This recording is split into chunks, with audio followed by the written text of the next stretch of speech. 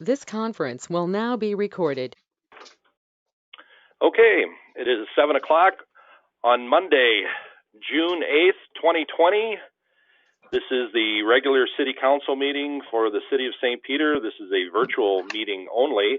We will call the meeting to order, and the first thing for business, we will have a roll call. Barb, if you would take over, please. Councilmember Grahams. Here. Councilmember Bruflat. Here. Councilmember DeVos. Here. Mayor Zeman. Here. Councilmember Ed Johnson. Here. Councilmember Noel. Here. Councilmember Carrie Johnson. Here. All right. With everyone present, would all please join in the Pledge of Allegiance?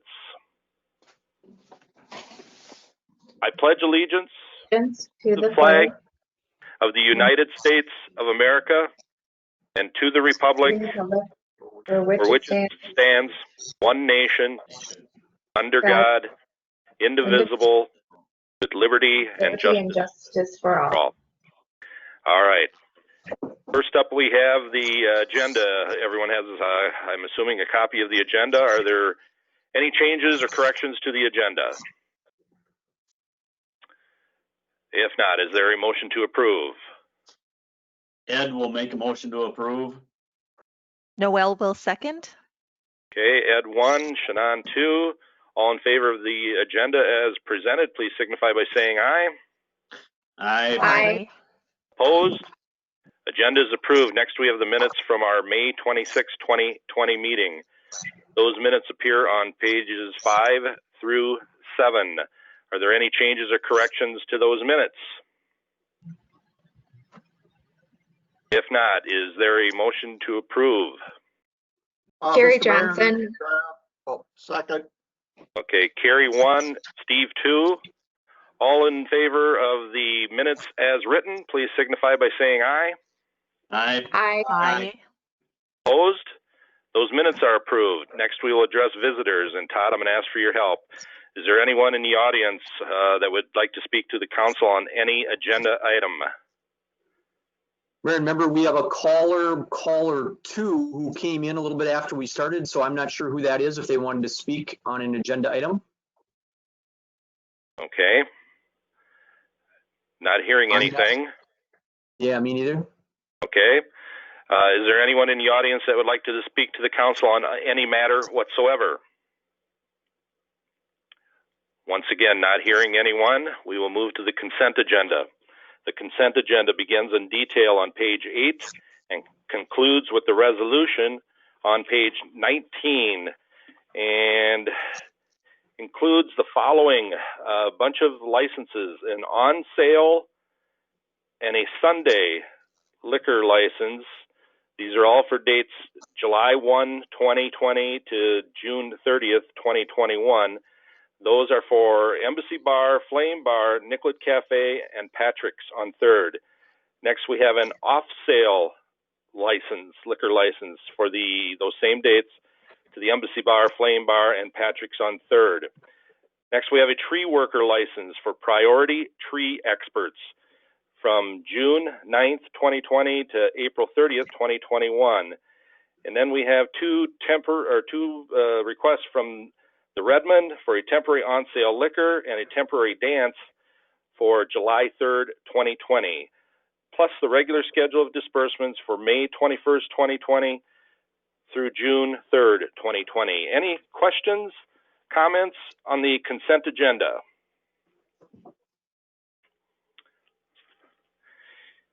Hearing no one, is there a motion to approve the consent agenda, please? Noel will motion move. to approve. Okay, I have Shannon 1 and Ed 2. Any other, or is there any questions now? Call the roll, please, Barb.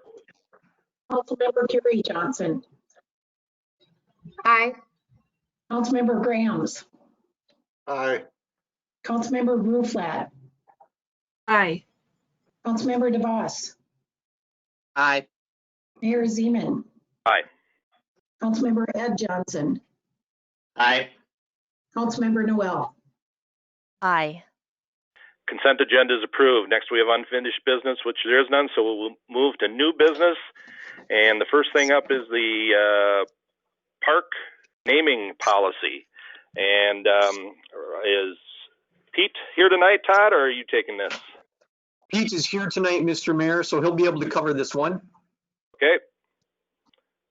Mayor Zeman and City Council, at your request, you asked the Parks Board to go back and look at a policy related to how we name our parks and recreational facilities. Went through a variety of different drafts, talking to a few experts on what would work and wouldn't work. And as we have talked about at workshop and in here tonight, our overall goal is just to clarify a lot of the things that we've already been doing. And so we just wanted to put that on paper and give you an idea on how we arrive at that goal of how we come to names. Maybe what I would prefer to do is, how about any questions you guys may have of what I've done so far? Okay. All right, we will do that. It seemed to work well last week. We're not going to go around, but if anybody has questions, just be cognizant of someone else if they're speaking. So go ahead if anyone has a question for Pete or for Todd or for anybody else, I guess. Pete, this is Steve Grams. I just got a question. At what point will the name of the park be addressed by the rec board and also those recommendations from other folks in the community be looked at or reviewed? I guess our intent would be, right now we have one park that is unnamed. Our goal would be to come back to the Parks Board at the next meeting. We did have about 3 or 4 names that were considered or discussed, a variety of different topics, all the way from street address to people that have been involved raising funds and have shown interest in what's going on there. It would be my recommendation that the Parks Board take up discussion on about 3 names, come back to you guys with a recommendation. We can bring you all 3 names that we discussed, but the real idea would be to let the Parks Board give you guys a recommendation and take action from there. All right, well, thank you, Pete. Pete, this is Chuck. When is that Parks Board meeting? I believe it's June 15th. Next Monday. Does that sound right? I don't have my calendar. That's okay. That's all right. I can look it up. Yep, that would be the third Monday. Yep, the third Monday would be the 15th. Okay. Okay. Anybody else have any other questions for Pete? This is Carrie Johnson. I do not have any questions. I think, Pete, you answered my questions last week at the workshop when we were reviewing this. I would like to advocate for some language changes or removal of some language in the exclusion section. This is in the packet on page 22, number 1, removing contraceptives and the language about felons. And just to kind of go back to my reasoning for that is, I think some things can be weeded out in the process. Like as I was revisiting this, I was looking at the objective section in the first piece of this. And then, this process really goes through the Parks Board and then it goes to the City Council. So I think some of this can be weeded out. And I also think in terms of felons, a lot of times people can change over a lot of time. And so I don't know that that's necessary to Sure. have that included. Understand. Okay. Anybody else? Any comments, questions before we move to the resolution?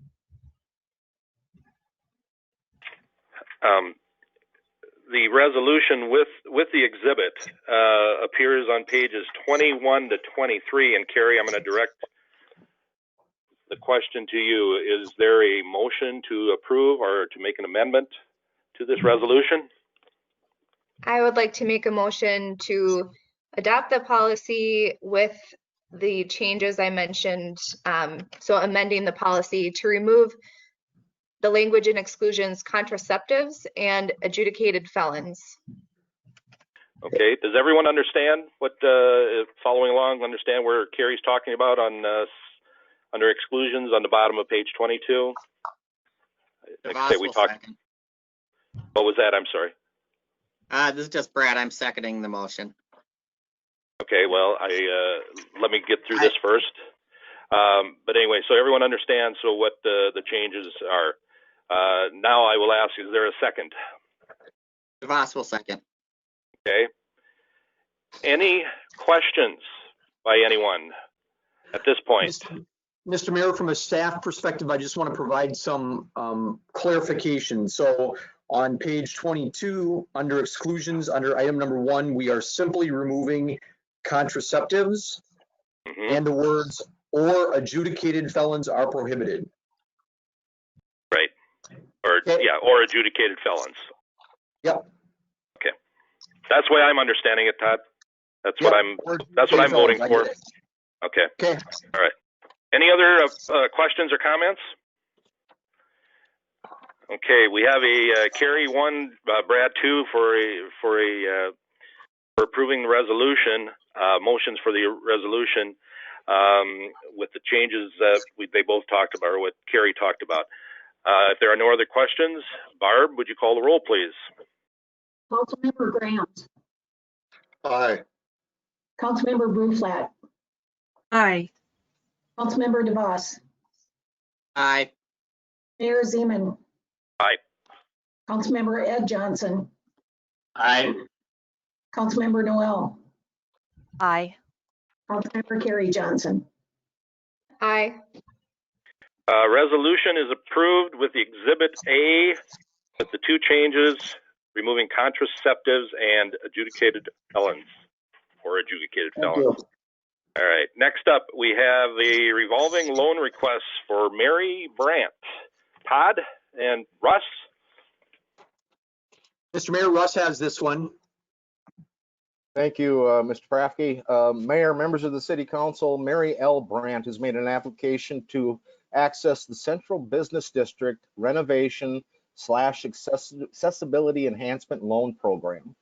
Mary owns the real estate at 219 West Nassau Street, which is the home of the Brandt Law Office, which Mary operates with her husband, Jim. Jim is also your appointed city attorney. They have received two bids for roofing repairs at that structure. They'd like to accept the bid from Ballman Roofing in an amount of $21,500. They have received 2 bids for a partial tuck pointing of the building. They would like to accept the bid of Kasulki Masonry at $1,361. The total loan request then is $20,593, which would be 90% of the identified project costs. The Brandts have sufficient funds on deposit to provide for payment of the 10% as per loan policy. The loan terms would suggest the loan would be amortized on a 10-year schedule. Monthly payments calculated by Finance Director Vogel would be established at $172 a month. This is the loan program where if all of the payments are made when due, as due, and in the amount due, when the balance of the loan is paid down to $5,000, that balance would be forgiven. It would be appropriate, given the policy of the program, to provide a mortgage on the property, and the county has established a value of $173,700 for tax purposes. Given that there are no previous mortgages filed, the mortgage, if you would approve the loan, would in this case have a first or the best position, if you will. The subcommittee of the EDA did a review of the personal finances and business finances, which suggested no concerns about the repayment or the creditability of the applicant. The EDA then has recommended that you approve the loan based on the terms included in the resolution, which would be $20,593,000 loan amortized on a 10-year schedule at a rate of interest of 0%, and that it would be secured by a first mortgage. Also, it would be required that we do be listed as an insurer on the building then, as long as the loan would be outstanding. Mr. Mayor, I would answer any questions that you or members of the city council might have. All right. Anyone have a question for Russ? Mr. Mayor, if I may? Yes. I should note that given that Mr. Brandt is a spouse of the applicant, that the documents, the mortgage, the promissory note, and all of the legal documents necessary would be reviewed by outside legal counsel established or arranged by the city administrator's office. So we would have that coverage also. All right. Thank you, Russ. Good point. Anyone have any other questions or any questions? If not, yep, go ahead. One thing that Russ forgot, the bids were the absolute lowest, substantially lower than the other two bids I got. So that's why we chose those two. Yeah, I should have noted they were the low bids. Yes, thank you. All right. Any other comments or points or questions? If not, the resolution approving a $20,593 Central Business District Accessibility Enhancement Revolving Loan to Mary Brandt to finance repairs at 219 West Nassau Street appears on pages 26 and 27. Is there a motion for approval? Ed will make a motion to approve. Steve Grad, second. Ed 1, Steve 2. Any questions now? Call the roll, please, Barb. Councilmember Bruflat, Aye. Councilmember DeVos, Aye. Mayor Zeman, Aye. Councilmember Ed Johnson, Aye. Councilmember Noel, Aye. Councilmember Carrie Johnson, Aye. Councilmember Grams. Aye. Resolution is approved. Next up, we have a Russ again for a COVID-19 microloan program modification. Mayor Zeman, members of the city council, you established this loan program to assist the businesses with their recovery or sustainability or survivability during the COVID-19, I'll call it a crisis. From time to time now, you have amended the loan guidelines to add certain business sectors to those that are eligible to participate. Subsequent to the initial adoption, which was specifically targeted to those most affected by the governor's orders for closures or curtailment. But subsequent to that, you have added birth centers, medical offices, automobile repair, etc. And at this point, you have an additional request from Lorenz Bookkeeping. And Marcy Lorenz has suggested that, again, like auto repair, even though she hasn't been ordered to close, many of her clients have closed or had curtailments, which have reduced their need for her services. So Marcy has made a request that you would add what we're calling business-to-business bookkeeping services. The zoning ordinance would classify that as a professional service, but that would also include law firms, architectural firms, engineering, accounting, and similar professions. Given that the request was specific to bookkeeping or accounting type services, and I haven't had a request from law firms or real estate firms or others that would fall under that classification. When the EDA considered this, they accepted my recommendation to limit it exclusively then to those bookkeeping type services. The definition that is in the resolution then would allow eligibility and expand those business sectors to include business-to-business bookkeeping services defined as the provision of professional bookkeeping services to other businesses and organizations.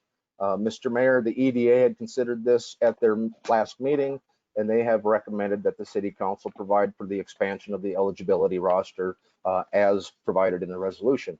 And once again, I'd answer any questions that you or members of the council might have. Okay. Anyone have any questions for Russ? Mr. Mayor, I'd like to ask Russ a question. Go ahead. All right, Russ, where is this business located? This business is located in the old fire station, the one right next to the post office. All right, okay, I just don't recall ever seeing a business sign, but okay, well, thanks, Russ.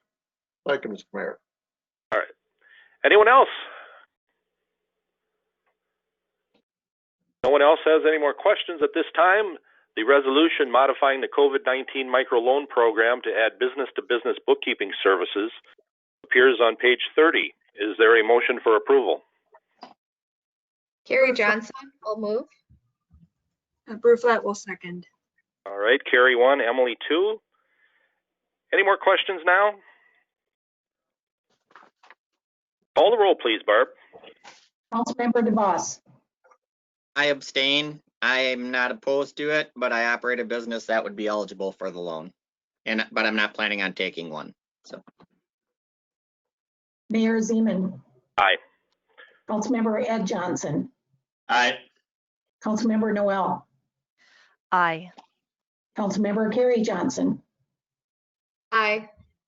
Councilmember Grams, Aye. Councilmember Bruflat. Aye. Resolution is approved with one abstention. That concludes our new business. Next, we have reports. Don't have anything, Todd. If you want to take yours, and what we will do tonight is some of these could get maybe a little lengthy. I'm not sure if they will or not, but why don't we present one at a time, and then we'll ask for if anybody has questions after each one. Certainly, Mr. Mayor. My first report is the regular report related to COVID and city activities for COVID. I will tell you that I don't have anything substantially new to report since your last time. We are aware of a number of new governor's orders and openings that are occurring. And so want folks to be aware that we continue to analyze and move forward as we can as the additional guidelines come out from the governor's office or from various departments like the Department of Health, Department of Economic Development, and others. So I want you to be aware of that. We have not had any substantial supply chain issues related to COVID so far, nor do we have any now, and our PPE is in good supply. I will also mention that it's the intent for my office that we would open to the public. We have been open, but not open to the public, but we would do that on Monday. There is one exception to that. We do plan to be open for finance department and utility payments only on Friday the 12th. So again, on Friday the 12th, we will be open only for utility payments, not for other types of business within the facilities, whether that's public works or community center or city hall, again, just finance, but all facilities will open to the public starting on the 15th. There are a few exceptions related to the community center.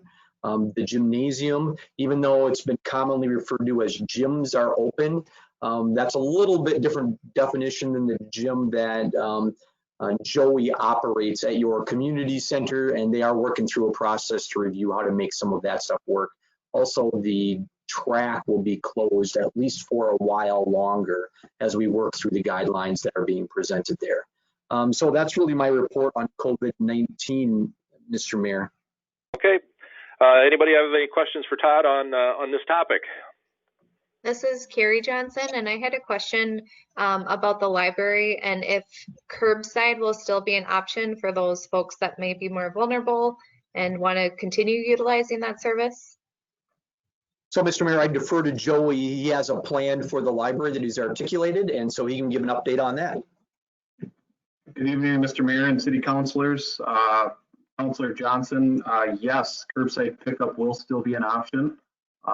It has been a service that has went over very well for the community, and we've had a lot of feedback saying how much it is appreciated. So we do have that in the plans as we do open the doors to the public on Monday, June 15th, that curbside will still be available during operating hours.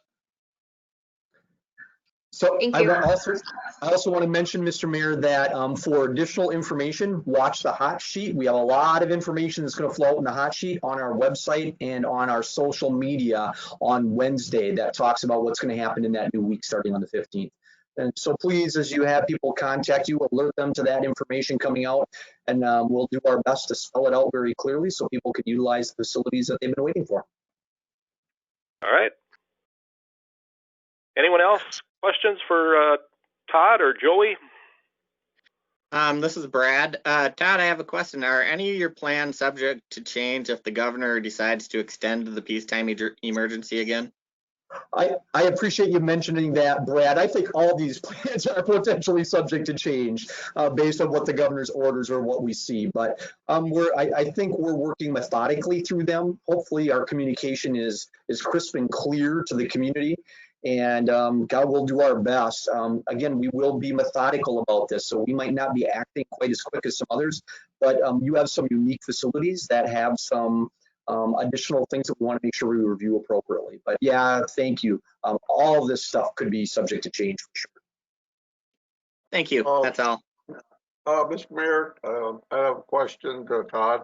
You know, I didn't know where to ask this question before, but relative to the micro loan program, I've decided to ask it now. How long will we as a community or a city keep processing the micro loan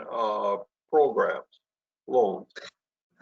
So Mr. Mayor and Steve, we have not set a defined timeline, but I do expect that that will be something that will have a discussion point at an upcoming EDA meeting. And I think they're really in the best position to determine what they're hearing from the public, what they're hearing from businesses related to that. And so I think we'll follow that lead. I don't know that it requires council action to stop that program or stop taking applications. I really view that as being something the EDA is in control of. As you know, you have 2 members that serve on that EDA. And so I think that's a reasonable, rational process looking forward. But to clearly answer your question, I don't know, but I think it's a point of discussion in the near future. All right, thank you. Anyone else on? If not, Todd, go on to outdoor pool. Mr. Mayor, I'll turn this over to Joey. He and his team, he and Nicole have been working on, as some of you may be aware, the Minnesota Department of Health has provided some additional guidelines for pool openings. And so Joey's going to give just a brief update about that. And well, anyway, Joey, if you would. Yes, hi again, Mr. Mayor and city councilors. During the last executive order, the governor did announced that public pools can open to the public starting June 10th. Even before that announcement, pool manager Ruland and myself we're starting to put together some plans based on the Minnesota Department of Health guidances on how we could open our pool to the public and do that in a safe manner and try to meet all these requirements. So during this process, there are still some things that are a little unclear. So I'm involved in some aquatic networks and groups, getting some further clarification. And so we're working through that process. With that process, the plan is to come to you next city council workshop next Monday for a deep discussion, further discussion on that, and answer any questions and take any action that needs to happen at that time. In addition, though, we do need to get maintenance at the pool. We need to kick that into gear regardless if we're opening or if we're not opening. And the reason for that maintenance is it's going to help us preserve the pool for years in the future. Some of the pumps that we use and water circulation systems and what heaters and things, they need to run. With us operating a seasonal pool, that would take, that would almost be a 2-year period if you didn't open without running that machinery. So important that we do that. So that city staff is working on that currently and will continue to work on that. But I'm here tonight to answer any questions that you might have on it. All right. Questions for Joey at this point? Mr. Mayor, this is Steve Grams again. I got a question, Joe. Are all of the pieces of recreational equipment that you ordered to enhance the pool, have they all been ordered and received and installed? They have been ordered and received. All have not been installed. Our pool slide, for instance, is at the pool currently. We have a date of this Friday of installation. Now that could change based on a few different factors from the contractor, but that date currently is penciled in for this Friday to be installed down there. Some of our updated park benches or pool benches are not installed, and that's strategically done because some of the guidances have some of the surfaces that people use, common surfaces, have to be wiped down. So that might be one thing we don't install if we do open the pool. I have one more question, Mr. Mayor. Pete, how often do you replace the Moss filters that filter the water? We haven't used those in the last year. With the higher water quality that we have, Stephen, we haven't seen a need to use that. All right, thank you. Anyone else? This is Carrie Johnson. Joy, I did read through the Minnesota Department of Health guidelines, and I know that there's a section on locker rooms and guidelines around that.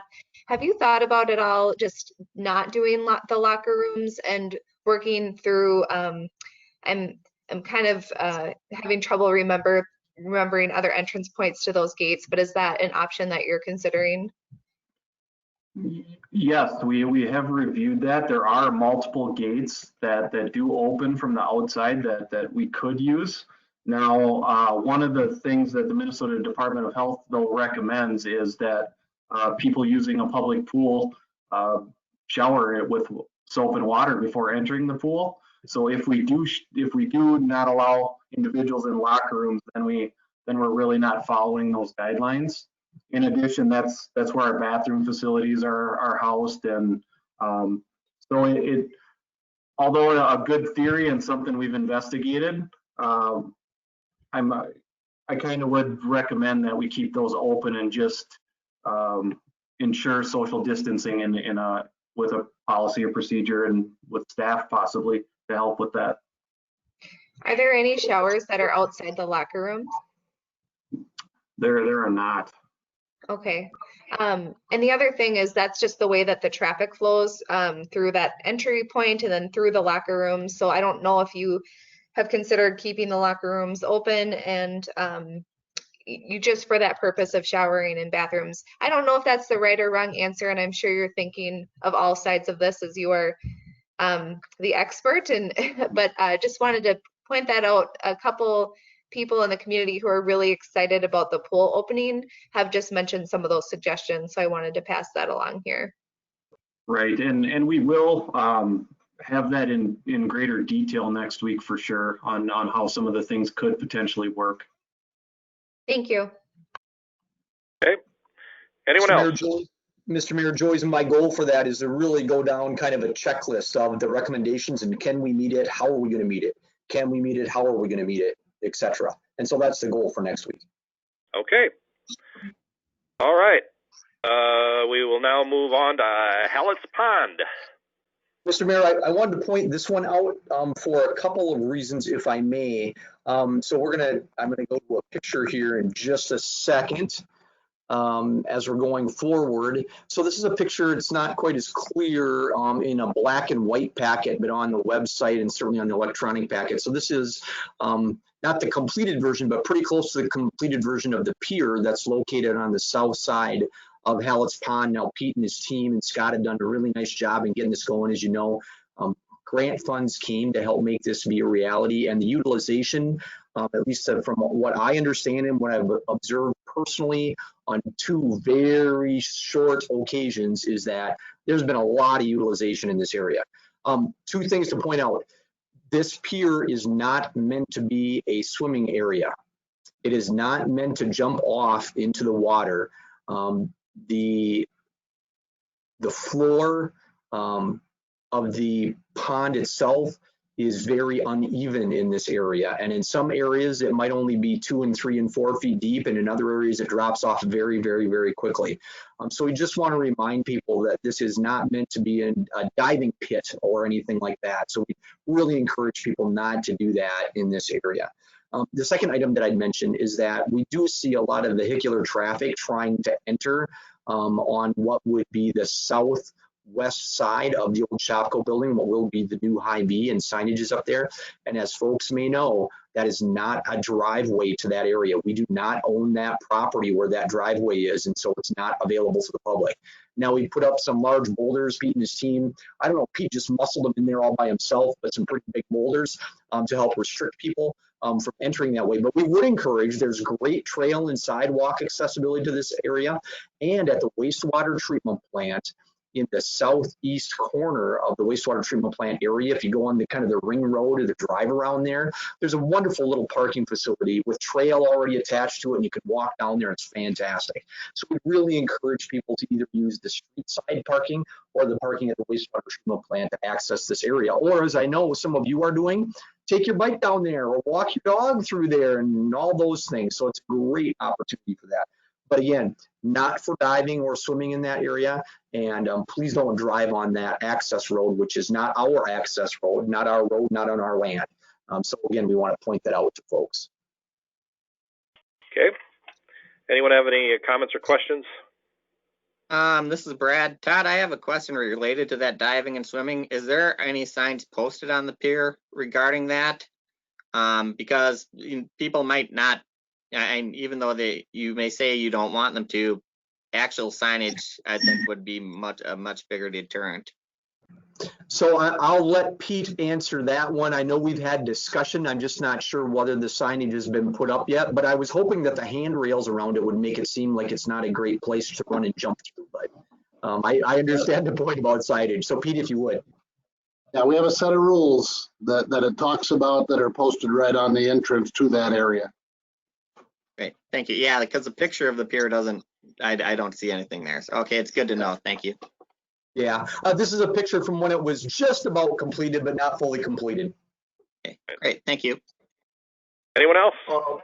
Mr. Mayor, this is Steve Grams. I just want to thank our city and former council members.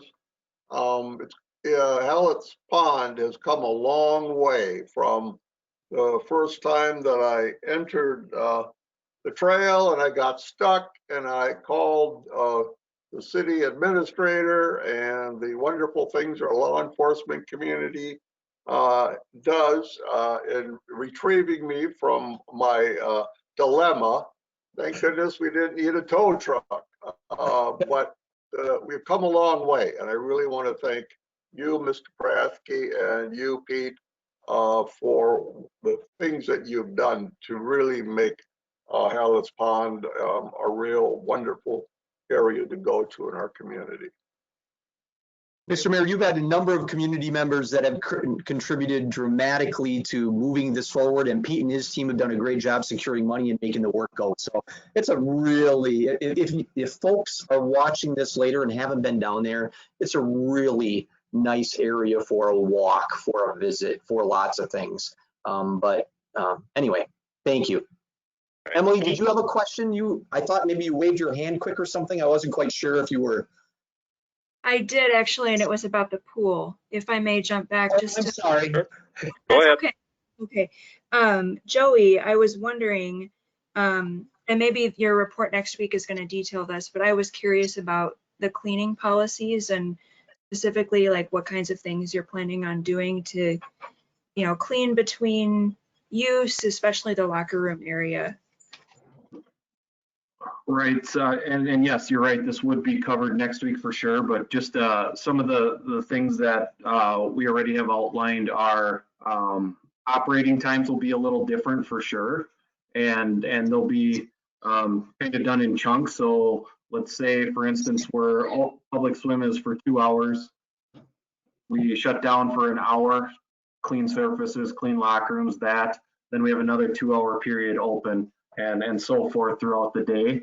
So those would be outlined into a new pool schedule in that way. In addition to that, there would be swim lesson schedules and things like that that would fit into and fit around a cleaning schedule for sure. Joey, this is all part of your presentation, isn't it, for next week? Yes. Sure. Okay. Thank you for answering that, Joey. And then one other thing that just occurred to me while you were talking and while Carrie was asking her question, it has come up in a different circle for me around the use of bathrooms and how do you monitor how many people are in the building or in this particular room to monitor that social distance. And we landed on an idea of actually having a bathroom monitor, somebody counting the number of people going in and coming out. And I know that might add some layers of challenge and planning, but I just thought I'd throw that out there as a suggestion. Yes, thank you for that. All right, that's all I have on the Okay. topic. All right. Thanks. All right, we will move on to the next one. If somebody does have some other questions on previous topics that the city administrators brought up, feel free to ask at any time. So Todd, to future council meetings. So Mayor, members, as you discussed at your last workshop, this is me kind of articulating again. I believe that starting on the 15th, we will go to a format that allows for both in-person and virtual participation in workshops and council meetings. So you'll see this and some more information come out in this upcoming hot sheet. Again, this is per the state rules that we have in place. And so my hope will be is that people will watch again on our website or on our social media, or certainly in the hot sheet about how we're going to handle that. Right now, as long as the emergency still stays in effect, the plan continues to be with other boards and commissions that they'll stay in a virtual mode, at least for now. And we'll evaluate that as we move forward with our ability to meet the demands of both an in-person and a virtual setting, which we can do. And so we're going to experiment a little bit and see how that comes together. So watch for that, folks, on the 15th. So you'll see notices for upcoming council meetings that not only include the now familiar go-to-meeting stuff, but it will also say where that meeting is going to be at. Again, one thing that I ask of council members is that if you are planning to attend in person or virtually, we would love it if you would let us know probably Wednesday or Thursday, so we can make sure that we have planned for the appropriate social distancing and the right room. So rooms might change based on some of that information. So please watch for that, and we'll try and kind of coach you along and coach ourselves along as we move forward in this. But I want you to be aware that that's at least the process and the goal from my standpoint. So again, Mr. Mayor, I'd stand for any questions on that. We will still record these, and these meetings will go on SPPA and on YouTube as we have done in the past. Not our workshop meetings. Not our workshop meetings, Mr. Mayor, that's correct. Council meetings. Right. Yeah. Okay. Anyone have any questions? This is Steve. I guess I don't understand the difference, you know, if you're talking about a workshop as opposed to a council meeting, because our first workshop would be June 15th. So, yep, can you clarify exactly what you were referencing, Mr. Mayor and Todd? So, Steve, if I may, this means that, at least from my perspective, June 15th, your workshop on June 15th will be held in what I would call a hybrid. So folks will be able to attend in person. By folks, I mean the public and certainly you as council members, or they can attend virtually on the GoToMeeting platform. So they'll have those choices. Right now, they don't have a choice. They can only be on virtual on GoToMeeting. And so starting on the 15th, we'll have that hybrid opportunity, and we'll continue forward for an indeterminate amount of time based on when emergencies stop, et cetera. Okay, thank you. Steve, what I was referring to is we do not, you know, we do not broadcast. We never have broadcast or taped any of our workshops. It's just been the council meetings. And that's why I wanted a clarification on that. Yeah. Okay, all right, thank you. Yeah, that helps me a lot understand exactly what you're referencing. All right. Anyone else? Questions, comments?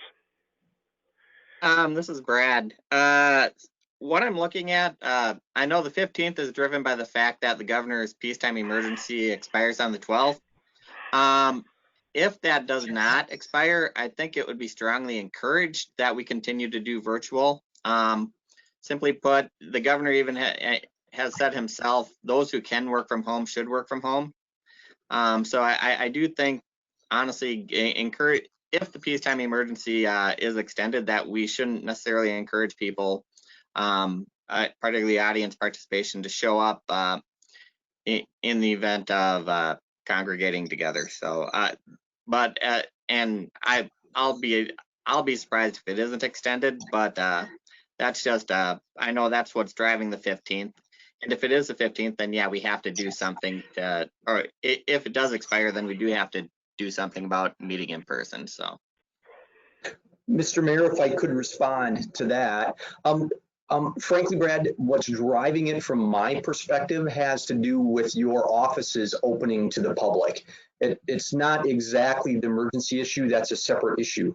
And in fact, under the state law, even if we were not an emergency, a statewide emergency or a local emergency, there are specific conditions that are provided for the chairman of the meeting to call a meeting to be only virtual. And so we really haven't discussed that portion of it because it maybe hasn't so much applied because we've been in this emergency. So again, from my perspective, what's driving this is your offices, your community center, public works offices are going to be open on the 15th. So it seemed to me logical for your meetings to have that opportunity to be open in that regard as well. I think the important part for me to illustrate to all of you and to anyone that might watch this in the future on YouTube or however they might be watching is that the emergency in and of itself doesn't drive the virtual meetings. There are other cities currently that have in-person meetings, and so it's not the emergency that's driving it. And so frankly, my hope is to experiment again with a hybrid meeting and a workshop before I get you to a council meeting where that might be a place. I'd love to make sure that we can operate it well and make that go from a hybrid perspective as well. And I know the emergency doesn't require it, but it does allow it. It does allow for Yes. It does allow for the flexibility versus a non-emergency where as many as possible have to meet in person. Yes, sir. I would agree. Yes, sir. Okay, anybody else? Todd, you know, we hear from all different types of health organizations as to what, you know, with masks and all this other stuff. Well, today I heard again the WHO reiterate that social distancing 3 feet, which they have said before. So do we listen to them? Do we listen to the governor? Do we listen to whoever? And that's kind of my question, is how do we pick and choose? Well, Mr. Mayor, I don't know that I have the right answer for how we pick and choose. I can tell you that we have tried very diligently to stick very closely to the guidelines that have been provided by the Minnesota Department of Health. Right. And so it would be my intent to try and stick with that since that's what we've utilized all the way along. I think we do have the ability, again, specifically related to council members that we know in advance who might attend in person, who might attend virtually, to schedule the appropriate room, to provide for enough social distancing, and to hopefully make that feel comfortable for however members might want to participate. Okay, thank you. All right. That everything you had, Todd? Mr. Mayor, yeah, that's all that I had for reports for tonight, Mr. Mayor. Okay, well then we will open it up. Does anybody have anything they would like to add or share with the rest of the council? Pete, I got one question for you.